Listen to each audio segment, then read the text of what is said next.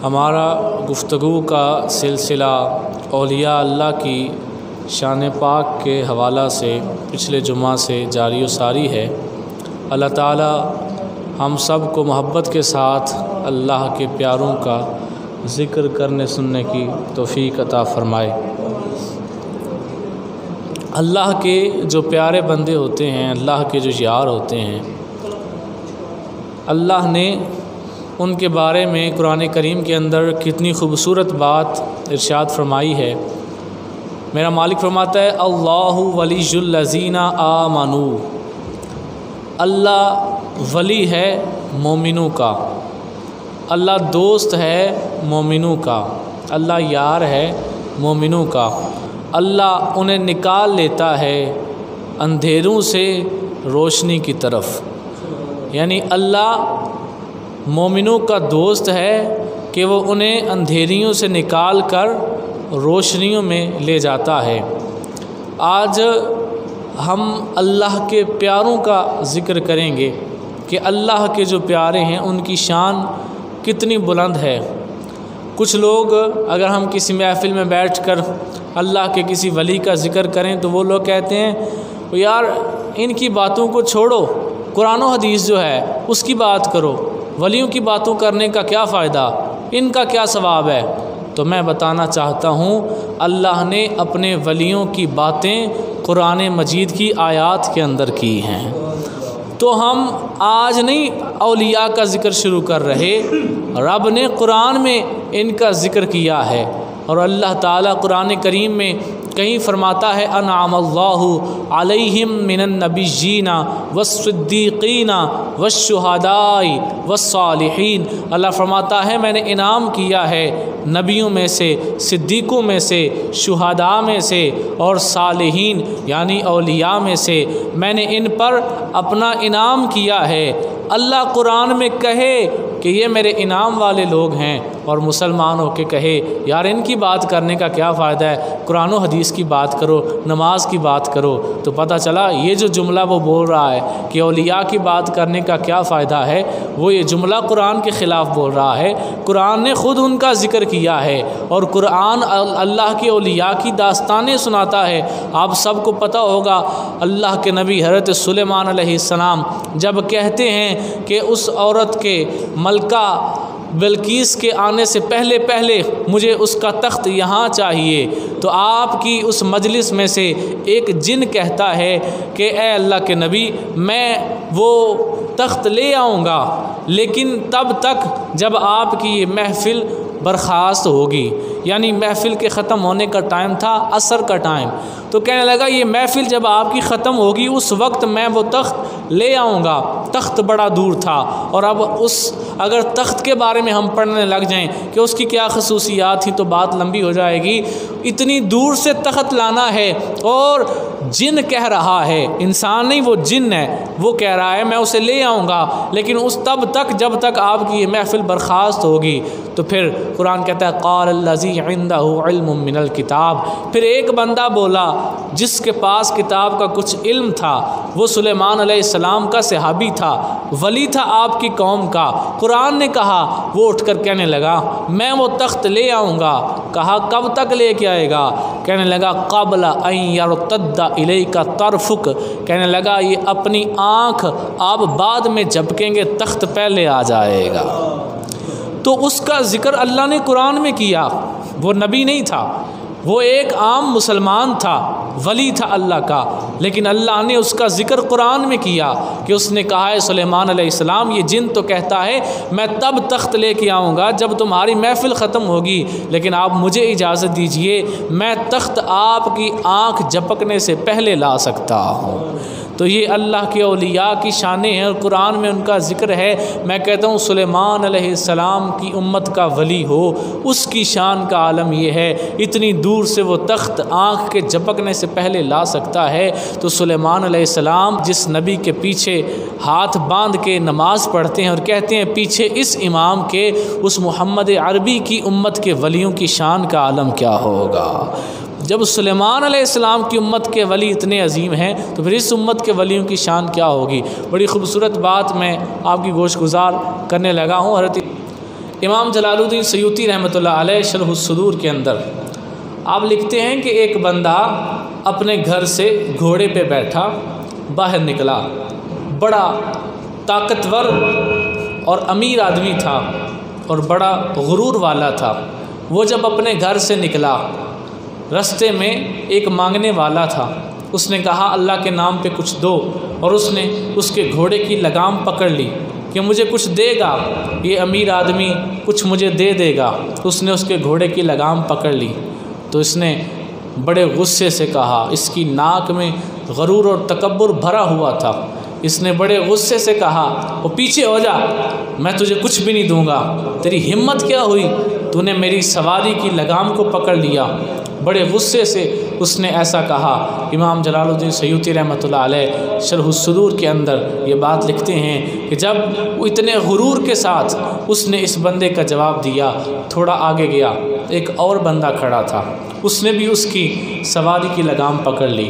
अब की बार जिस बंदे ने लगाम पकड़ी, ये बड़ा ताकतवर आदमी था, ये ख़ुद भी बड़ा सेहतमंद आदमी था।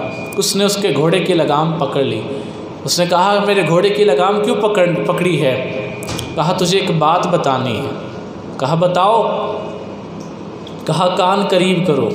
उसने घोड़े पे बैठे बैठे ही ऐसे कान थोड़ा सा नज़दीक किया तो वो आदमी करीब आया और उसके कान में कहा मैं मलकुल मौत हूँ। क्या हूँ मैं? मलकुल मौत हूँ।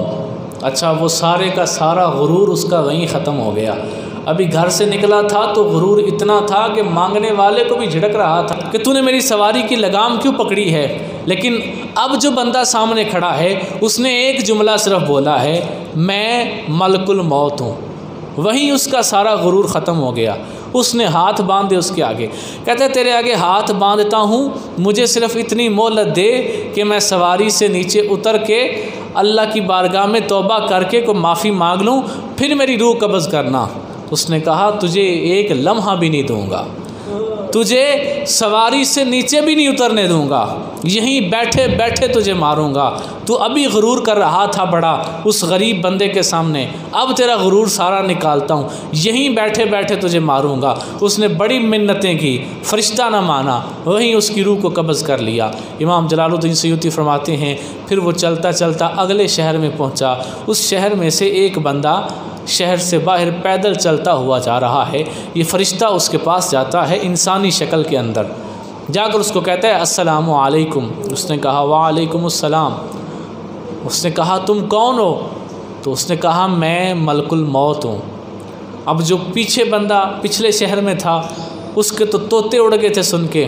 ये जो बंदा जिसने कहा था, जिससे फ़रिश्ते ने कहा था मैं मलकुल मौत हूँ, जब इसने सुना तो वो शायर ने बड़ी खूबसूरत बात कही है। शायर ने कहा है कब्र में सरकार आए तो मैं कदमों में गिरूं, अगर फरिश्ते भी उठाएं तो मैं उनसे यूं कहूं अब तो पाए नाज से मैं ए फरिश्तों क्यों उठूं, मर के पहुंचा हूं यहाँ इस दिल रुबा के वास्ते।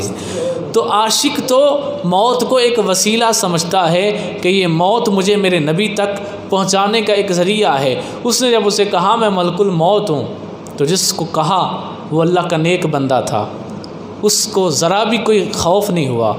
उसने मुस्कुरा के कहा अच्छा तो चलो रूह कब्ज़ कर लो। फिर इमाम जलालुद्दीन सयूती फरमाते हैं वो कहता है नहीं, मैंने आपकी रूह इस तरह कब्ज़ नहीं करनी, आप इस तरह करें, यहाँ 2 रकत नफल शुरू कर लें, जब आप अपनी नमाज ख़त्म कर लेंगे मैं उस वक्त आपकी रूह निकालूँगा। तो ये शान है अल्लाह के प्यारों की। अल्लाह के वली की शान क्या है कि फ़रिश्ता ख़ुद उसे कहता है आप 2 रकत नफल पढ़ लें, आप नमाज ख़त्म करेंगे मैं फिर आपकी रूह निकालूँगा। और कहाँ फासिक व फुज्जार का हाल क्या है कि वो गरूर में निकलते हैं तो फ़रिश्ता कहता है तुझे इतनी मोहलत भी नहीं दूँगा कि तू सवारी से नीचे आ जाए। अल्लाह अकबर। ही अल्लाह ताला के प्यारों की शान है। हज़रत मोहम्मद बिन अली बहुत बड़े अल्लाह के वली गुज़रे हैं। और ये जो वाक़या मैं आपको सुनाने लगा हूँ ये मौलाना अशरफ अली थानवी देवबंदियों के उलमा में से हैं। उन्होंने भी अपनी किताब करामात औलिया में इस बात को लिखा है। हज़रत मोहम्मद बिन अली, इनको आम तौर पर लोग बड़े उस्ताद जी कह के बुलाया करते थे, बहुत बड़े अल्लाह के वली थे। आपका ना एक मुरीद मज़दूरी करने के लिए अफ्रीका की तरफ चला गया, महीने गुज़र के कोई ख़बर ना आई और फिर एक ख़बर पहुंची कि वो आपका बंदा मर चुका है। तो उसके घर वाले पहुँचे हज़रत के पास और जाके कहा कि हमारा बंदा अफ्रीका गया था और वो मर गया है, तो आप दुआ करें कि उसकी लाश हमें वापस मिल जाए, वापस यहाँ आ जाए। आपने थोड़ी देर मुराकबा फरमाया। मुराकबा फरमाने के बाद कहने लगे कि वो ज़िंदा ही वापस आ जाएगा, वो ज़िंदा ही वापस आ जाएगा, तुम लोग परेशान ना हो। तो वो उसके घर वाले चले गए। 6 महीने गुज़रे, वो बिल्कुल ठीक ठाक ज़िंदा सलामत घर वापस आ गया। अब उसके घर वाले पहुँचे हज़रत के पास और आकर कहा कि ये बताएं आपको कैसे पता चला कि ये ज़िंदा था, ये मरा नहीं? हमें तो ख़बर ये पहुंची थी ये मर गया है, लेकिन आज ये माशाल्लाह 6 महीनों के बाद ज़िंदा वापस आ गया है। तो हमें तो ख़बर थी मर गया है, आपको कैसे पता चला ये मरा नहीं है? आपका जुमला सुनना, अल्लाह के वली का जुमला कितना खूबसूरत है। और हमारे लगे मैंने ऐसे सर नीचे करके मुराकबा किया था, मैंने पूरी जन्नत में देखा था, ये मुझे कहीं नज़र नहीं आया था, इसलिए मुझे पता चल गया ये जन्नत में नहीं पहुँचा, इसका मतलब ज़िंदा है। तो वो साइल ने कहा अगर जन्नत में नहीं पहुंचा तो आप दोज़ख में देख लेते, शायद वहाँ होता। कहने लगे मेरा मुरीद होवे तो उन्हें दोज़ख च की करन जाना। आय हाय, ये है अल्लाह के प्यारों की शान, अल्लाह के वलियों की शान कि वो कहते हैं हमारा मुरीद हो वो दोज़ख में क्यों जाएगा। अल्लाह अकबर। नबी पाक सल्लल्लाहु ताला अलैहि वसल्लम फरमाते हैं ना, एक बंदा उसने किसी वली के साथ मिलने जाना था, तो वो किसी दूर के शहर के तरफ सफ़र करने के लिए अपने शहर से निकला। रास्ते में एक फ़रिश्ता आ गया इंसानी शक्ल में, उसको आके कहने लगा तुमने कहाँ जाना है? उसने कहा मैंने फ़लाँ शहर में जाना है। उसने कहा वहाँ किसको मिलना है? उसने बंदे का नाम बताया। उसको तो नहीं पता था ये फ़रिश्ता जो मुझसे बात कर रहा है। उसने उस बंदे का नाम बताया। उसने कहा तुम्हें उस बंदे के साथ काम क्या है? उसने कहा मुझे ना तो उस बंदे के साथ कोई कारोबारी काम है, ना वो बंदा मेरा रिश्तेदार है, ना इस तरह का कोई और मामला है। उसने कहा फिर तुमने उसके पास क्यों जाना है? उसने कहा सिर्फ़ इसलिए जाना है, लोग कहते हैं वो अल्लाह का वली है, मैं उसकी ज़ियारत करने जा रहा हूँ। वो अल्लाह का प्यारा है, मैं उसकी ज़ियारत करने जा रहा हूँ। अब ये फ़रिश्ता जो कि इंसानी शक्ल में था ये बोल उठा, कहने लगा अच्छा तो मैं तुम्हें ये बताने आया हूँ कि अल्लाह ने कहा है मेरा ये बंदा किसी ऐसे बंदे को मिलने जा रहा है जो उसका कुछ भी नहीं लगता, ये सिर्फ़ उससे इसलिए प्यार करता है कि ये अल्लाह का वली है। तो मेरे उस बंदे को जाके बता दो तुम जा रहे हो, तुम्हें हर कदम के बदले नेकियाँ मिल रही हैं। तो अल्लाह के वलियों के पास जाना इतना सवाब का काम है। कुरान करीम में अल्लाह ताला ने इरशाद फरमाया है फ़ला उक़सिमु बिमवाक़िअन नुजूम, मुझे कसम है उस जगह की, मुझे कसम है उस जगह की जहाँ सितारे डूबते हैं। अब आप में कुछ साइंस के भी स्टूडेंट्स होंगे, तो साइंसदान कहते हैं कि सितारे डूबते नहीं, सितारे अपनी जगह पे रहते हैं। सितारा अपनी जगह से डूबता नहीं, ये अपनी जगह पे रहते हैं। तो कुरान कहता है कि मुझे उस जगह की कसम जहाँ सितारे डूबते हैं, कुरान में अल्लाह ने फरमाया है, और सितारे डूबते नहीं। कितनी अजीब सी बात है ना कि अल्लाह कहे कि सितारे जहाँ डूबते हैं मुझे उस जगह की कसम है, और सितारे डूबते ही नहीं। तो उलमा ने फरमाया है सितारे तो नहीं डूबते, लेकिन अल्लाह ने जो कहा है मुझे उस जगह की कसम जहाँ सितारे डूबते हैं, तो इससे मुराद वो जगह हैं जहाँ अल्लाह के वली दफन हुआ करते हैं, जहाँ अल्लाह के वलियों की कब्रें हैं, जहाँ अल्लाह के प्यारे दफन हो जाते हैं। अल्लाह उस जगह की कसम कुरान में उठा रहा है। तो फिर अंदाज़ा लगाएं अल्लाह के वलियों की शान कितनी बुलंद है। अल्लाह अकबर। नबी पाक सल्लल्लाहु ताला अलैहि वसल्लम के उम्मत के एक बहुत अजीम वली हज़रत दाता गंज बख्श अली हजवेरी रहमतुल्लाह अलैह, आपका उर्स चूँकि नज़दीक आ रहा है तो एक दो बात आपके बारे में भी करके हम अपनी गुफ्तगू को इख्तिताम की तरफ लाते हैं। हज़रत दाता साहब रहमतुल्लाह अलैह को तकरीबन 1000 साल होने वाला है दुनिया में आए हुए, और आप गौसे आज़म रहमतुल्लाह अलैह से भी पहले के औलिया में आपका शुमार होता है। लेकिन शान ये है कि गौसे पाक फरमाते हैं अगर दाता साहब मेरे दौर में होते मैं उनके हाथ पे बैत कर लेता। ये इतनी अजीम हस्ती हमारे पास मौजूद है। और दाता साहब का ताल्लुक़ यहाँ से नहीं है बल्कि वो अफ़गानिस्तान के थे, गज़नी का इलाका था, और हजवेर वाली जो जगह थी ये आपका ननियाल का इलाका था, नानके जिसे आप पंजाबी में कहते हैं। तो उस वजह से, उस निस्बत से आपको हजवेरी कहा जाता है। तो आप वहाँ से यहाँ इस्लाम फैलाने की खातिर आए थे। जब आप यहाँ आए तो यहाँ आकर देखा कि आप सब लोगों ने, वो बात बड़ी खूबसूरत है, सुनी होगी कि यहाँ आकर आपने देखा कि एक माई दूध का मटका लेकर जा रही है। आपने उस माई से कहा कि मेरे पास भी 2 दरवेश हैं। आप जब वहाँ से आए थे ना यहाँ लाहौर में, तो आपके साथ 2 खुलफा भी थे, आपके 2 मुरीद भी थे। उन दोनों की कब्रें भी आज भी दाता साहब के दाएं बाएं मौजूद हैं। सारी उम्र उन्होंने दाता साहब की खिदमत की है। तो वो उनके लिए दाता साहब ने दूध मांगा उस माई से। तो माई ने कहा अगर मैं आपको दूध दूँगी तो मेरे जानवर जो हैं, मेरी भैंसें जो हैं, वो दूध नहीं देंगी, बल्कि दूध की जगह खून आएगा। आप बड़े हैरान रह गए कि दूध की जगह खून क्यों आएगा। उसने कहा वो सामने ना राजू जोगी बैठा हुआ है, अगर मैंने उसे दूध ना दिया तो वो कुछ ऐसा मंत्र पढ़ देगा कि मेरी गाय, मेरी भैंस वो दूध की जगह खून देगी। आपने कहा चलो तुम आज दे जाओ, कुछ नहीं होता। माई ने जब आपका चेहरा देखा तो दाता साहब हसनी सैयद हैं, हज़रत इमाम हसन की औलाद में से हैं। जब आपका चेहरा देखा तो माई को अल्लाह याद आ गया। उसने कहा वाकई ये को बंदा एतबार के काबिल है। उसने आपको वो दूध का मटका दे दिया, वापस चली गई। अगले दिन जब उसने दूध दोना शुरू किया तो उसके घर के सारे बर्तन ख़त्म हो गए, दूध नहीं ख़त्म हो रहा। उसे तो डर था आज खून आएगा, लेकिन खून नहीं आया, दूध इतना आया कि बर्तन ख़त्म हो गए। उसकी हमसाये की औरत ने देखा, उसने कहा तुम्हारे पास इतना दूध कैसे हो गया। उसने कहा तुम आज राजू जोगी को ना देना, वो जो दरख्त के नीचे एक बाबा बैठा हुआ है ना, उसको जाके देना, देखना तुम्हारे साथ भी ऐसा ही होगा। दूसरी औरत ने भी ऐसा किया, उस राजू जोगी को उसने दूध ना दिया। अगले दिन इसका दूध भी बढ़ गया। तो देखते देखते सारे ही जितने भी उसके मोहल्ले के वहाँ के जितने भी लोग राजू जोगी को दूध देते थे, वो सारे ही हज़रत दाता साहब की बारगाह में लेके दूध आने लगे।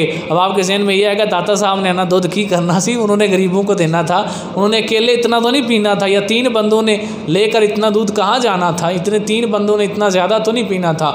तो जब 2-3 दिन गुजरे तो राजू जोगी ने नोट किया कि अब मेरे पास तो लोग दूध लेकर आते ही नहीं, बिल्कुल ही आहिस्ता आहिस्ता ख़त्म हो रहे हैं। अगला दिन जब चढ़ा ना तो उसने सुबह सुबह अपने एक चेले को बोला कि तुम जाओ देखो कि जब ये लोग दूध निकालते हैं सुबह तो अपने भैंसों का दूध लेके कहाँ जाते हैं, मेरे पास क्यों नहीं आते। तो उसका एक चेला गया, उसने देखा कि औरतें और मर्द वो जनाब दूध लेते हैं और जाकर हज़रत दाता साहब के पास बैठ जाते हैं, उनको दूध दे देते हैं। उसने जब वो लोगों को देखा तो उसके ज़हन में ख़्याल आया चलो मैं भी जाता हूँ, जाकर देखता हूँ कि ये बंदा करता क्या है। जब उसने करीब जाके देखा तो उस वक़्त दाता साहब की महफ़िल सजी थी ज़िक्र अल्लाह की, अल्लाह अल्लाह का ज़िक्र हो रहा था। तो आप ख़ुद भी अल्लाह अल्लाह कर रहे थे, पास बैठे सारे भी अल्लाह अल्लाह कर रहे थे। जब राजू जोगी का चेला करीब गया, उसने देखा कि दाता साहब भी अल्लाह अल्लाह कर रहे हैं, बाकी सारे बैठे भी अल्लाह का नाम ले रहे हैं। उसने दाता साहब की तरफ देखा, दाता साहब ने उसकी तरफ देखा, बस वो भी वहीं बैठ के अल्लाह अल्लाह करने लग गया। वो भूल गया मुझे जोगी ने कोई काम भेजा था, वो भी वहीं बैठ गया। उसने थोड़ी देर इंतज़ार करने के बाद दूसरा भेजा, दूसरा भी दाता साहब के पास आके बैठ गया। तीसरा भेजा, वो भी आके बैठ गया। वो बड़ा परेशान हुआ कि पहला तो दुध नहीं सी पहला बता, हुण तो मेरे बंदे भी गवाच गए ने, मैं इन्होंने भेजना वेख के वो होंदा कि मैं वापस ही नहीं आते। बड़ा हैरान हुआ। बिल आखिर वो ख़ुद उठा। जब उसने करीब जाके देखा कि दाता साहब के पास मेरे वो तीनों चेले बैठे हुए हैं, दाता साहब ख़ुद भी अल्लाह अल्लाह कर रहे हैं और लोग भी हैं, मेरे भी चेले यहीं बैठ के अब अल्लाह अल्लाह कर रहे हैं। तो उसको बड़ा गुस्सा आया। अब था वो जोगी मंत्र बड़े जानता था, उसने हवा में उड़ना शुरू कर दिया, मंत्र पड़ा, हवा में उड़ने लगा और वहीं से आवाज़ मारी कि बाबा अगर इतना कमाल है तो आ मेरे साथ हवा में उड़ के मुकाबला कर। आप मुस्कुरा पड़े और अपने जो जूते थे वो लकड़ी के जूते थे, उनको पंजाबी में खड़ाक कहा जाता है। आपने अपने वो लकड़ी के जूते जो थे ना उनको हवा में फेंका, जाओ ज़रा इसकी तबीयत सेट करो। अब राजू जोगी हवा में उड़ रहा था बड़े तकब्बुर के साथ कि बाबा इतनी हिम्मत है तो आ मेरे साथ हवा में लड़ के मुकाबला कर। तो दुनिया देखती है बाबे की लकड़ी के जूते हवा में जाके राजू जोगी के सर में लगने लग जाते हैं। तो वो मुकाबला करने की दावत दे रहा था दाता साहब को। दाता साहब ने अपनी लकड़ी की जूतियां हवा में फेंकी, वो जब उसके सर में लगी ना, सिर थोड़ा होता पोला होया, फिर थल्ले डिगा, तो फिर दाता साहब के पाँव पे हाथ रख के उसके हाथ पे तायब हुआ, कलमा पढ़ा, मुसलमान हो गया। तो दाता साहब ने कहा, यार ये जो तू मुझे दावत दे रहा था कि मेरे साथ आके हवा में लड़, ये काम तो मेरी जूते कर लेते हैं, तू मुझे कह रहा है कि मैं ये काम करूं, कोई बड़ा काम हो तो वो बता, ये काम तो मेरे जूते कर लेते हैं। तो फिर वो जो कि मुसलमान हुआ, उसका नाम दाता साहब ने शेख अब्दुल्ला रखा और उसको शेख हिंदी भी कहा जाता है। और आज भी दाता साहब के दरबार के मुजावरीन जो है ना, वो उसी शेख अब्दुल्ला की औलाद में, दाता साहब की अपनी औलाद कोई नहीं थी। आपके दरबार में जितनी कब्रें हैं इर्द गिर्द सारी वो आपके खुलाफा वगैरह की, आपके मुरीदैन की हैं, उनमें से कोई भी कब्र दाता साहब की औलाद में से किसी की नहीं, दाता साहब की अपनी औलाद नहीं थी। और आपकी किताब कश्फुल महजूब बड़ी खूबसूरत है, आप उसको लें, पढ़ें। अल्लाह ताला हमें औलिया की साथ सच्ची मोहब्बत करने की तौफीक अता फ़रमाए और अल्लाह ताला हमें हमेशा औलिया के दामन से वाबस्ता रहने की तौफीक बख्शे।